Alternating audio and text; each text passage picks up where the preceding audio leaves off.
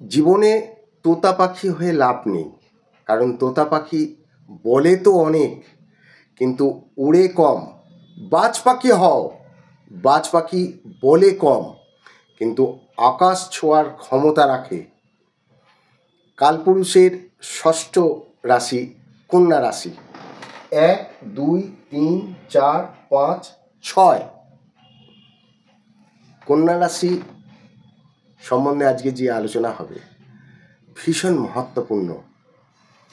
আর আজকের আলোচনা করব 2025 সালের জানুয়ারি মাসের প্রথম মাস কেমন যাবে আপনাদের।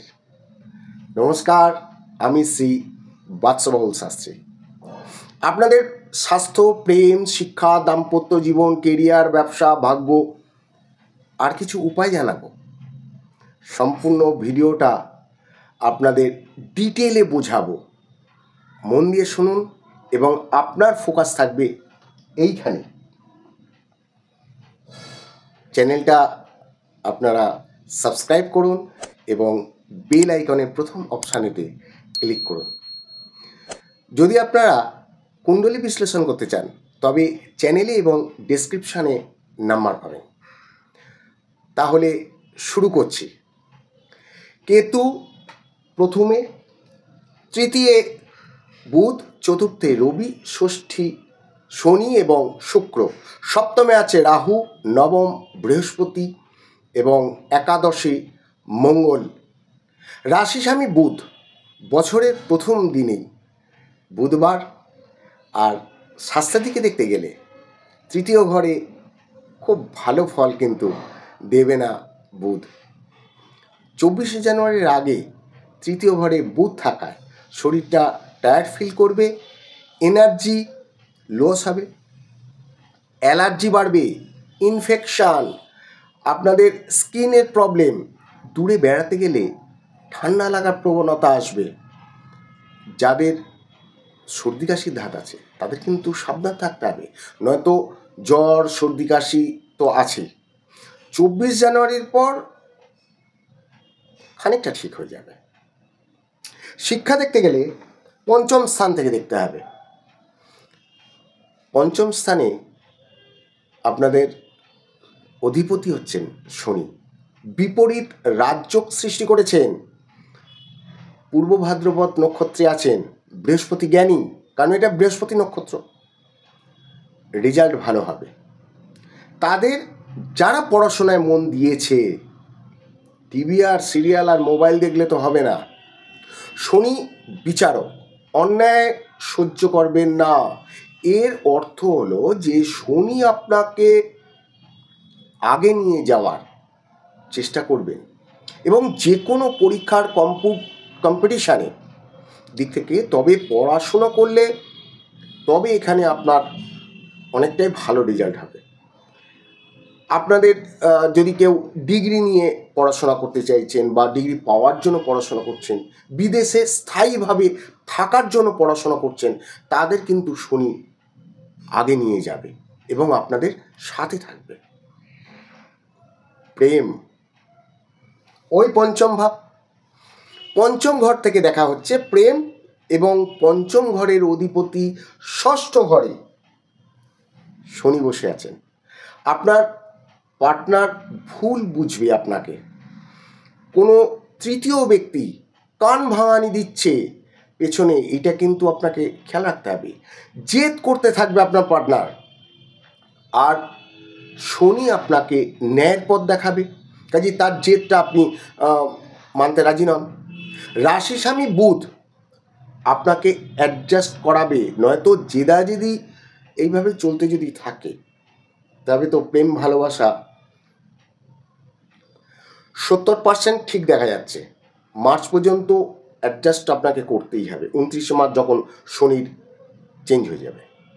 দাম্পত্য জীবন সপ্তম ভাব থেকে দেখা যাচ্ছে, আর সপ্তম ভাবের অধিপতি বৃহস্পতি আছে নবম ভাবে। আপনাদের কিছুটা তো ভালো লাগবে, কিন্তু ছায়াগ্রহ রাহু এখানে আপনার কনফিউজ বাড়াবে, আর্গুমেন্ট করাবে আপনার পার্টনার। খেয়াল রাখতে হবে আপনাকে এইগুলো। কিন্তু গুরু আছে নবম ঘরে। আপনার লাইফ পার্টনারের কেরিয়ার, পার্সোনাল লাইফের যে গ্রোথ সেটা কিন্তু বৃদ্ধি করাবে। কিন্তু নিজের কেরিয়ারের যে প্রোগ্রেস করার কথা মনে করলে সেটা কিন্তু করতে পারবেন আপনি। লক্ষ্য রাখবেন, ছোট ছোট ঝগড়ার ব্যাপারে যেন বড় কিছু না হয়ে যায়। ভাগ্য জানুয়ারি মাসে আপনার ভাগ্য যেটা, সেটা নবম ঘর থেকে দেখা যাচ্ছে, এটা হচ্ছে ভাগ্যর ঘর। আর নবম ঘরের অধিপতি ষষ্ঠ ঘরে রয়েছে শুক্র। 24শে জানুয়ারিতে শুক্র সপ্তম ঘরে প্রবেশ করবেন। কোনো বড় সিদ্ধান্ত নেবার কথা যদি আপনি ভাবছেন, বা কোথাও যদি কোনো ইনভেস্ট করতে চাইছেন, বা শেয়ার মার্কেট, স্টক মার্কেটের ব্যাপারে, আমি তো বলবো যে আপনি অপেক্ষা করুন। এখানে যতক্ষণ শুক্র আছে, শনির সাথে একসাথে ঘরে বসে রয়েছে, তখন কিন্তু আপনার কিছু প্রবলেম আনিয়ে দেবে। আপনার ভোগ বিলাসে কেনাকাটা করতে হলে 24 তারিখের পর শুক্র এখানে কিন্তু উচ্চস্থ হচ্ছে। তখন কিন্তু আপনি মাঙ্গলিক ক্রিয়া যেগুলো আছে, কোনো বিয়ে ফিয়ের ব্যাপারে, বা আপনি অফিসের কোনো ভালো মিটিং অ্যাটেন্ড করছেন, ব্যবসার ক্ষেত্রে কোনো মিটিং অ্যাটেন্ড করছেন, এই যা কিছু যেখানে ভাগ্য আপনার সম্বন্ধে যে বিষয়গুলো আছে, যে ছোটো ছোটো কাজগুলো আছে, এই কাজগুলো আপনি করে নিতে পারেন। কর্ম, ব্যবসা, এই দশম ঘর থেকে দেখা যায়। আর এর স্বামী হচ্ছেন বুধ, আছে কোথায়? তৃতীয় ঘরে।